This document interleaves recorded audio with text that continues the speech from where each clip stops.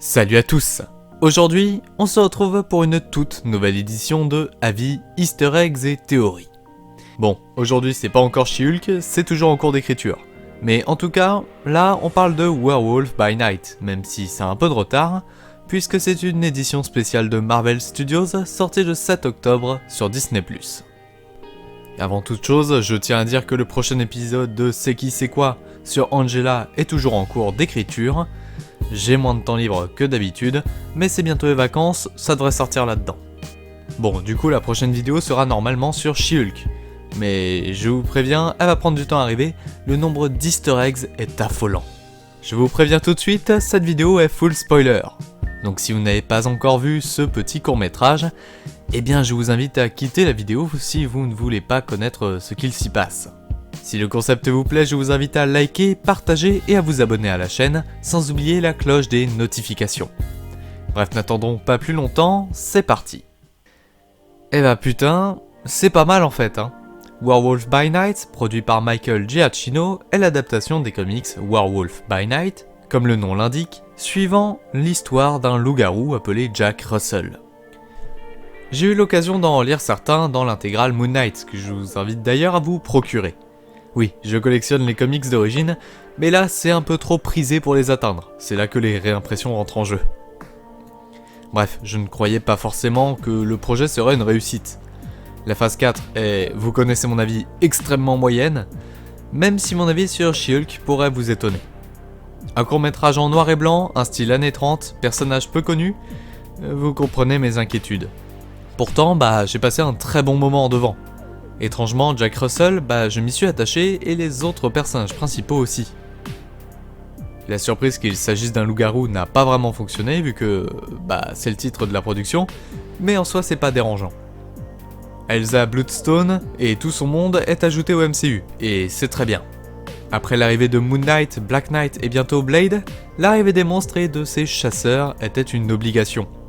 La pierre de sang, même si elle reste assez floue, c'est plutôt bien ajouté à l'intrigue et on meurt d'envie d'en savoir plus. Parce que oui, les nouveaux artefacts inconnus, c'est plus vraiment nouveau pour la phase 4.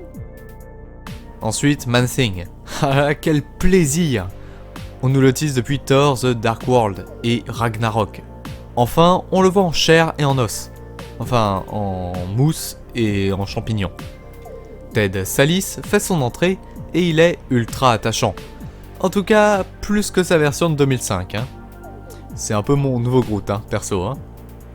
Étonnamment, l'époque ne correspond pas au style utilisé, c'est bel et bien notre époque, et cela est montré dès le début avec les gardes de la demeure. Question sang, on en a enfin. Et genre, vraiment. Ça gicle et tout, on attendait ça depuis longtemps. Bon oui, c'est noir et blanc, mais c'est déjà un bond en avant. Question musique, rien à dire. Un peu oubliable, comme toutes les musiques d'horreur de l'époque. En termes d'effets spéciaux, Man-Thing est bien réussi, même s'il fait un peu plastique lorsque les scènes sont colorées.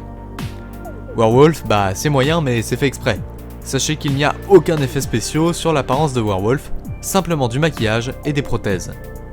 Bref, c'est bien, et l'intrigue, pour 50 minutes, c'est déjà pas mal. Bon après j'ai pas énormément de choses à dire, à part quelques théories sur la suite, mais c'est pour la seconde partie de la vidéo. Easter eggs et théories, alors c'est parti. Alors en termes d'easter eggs, il y en a quelques-uns pas si évidents.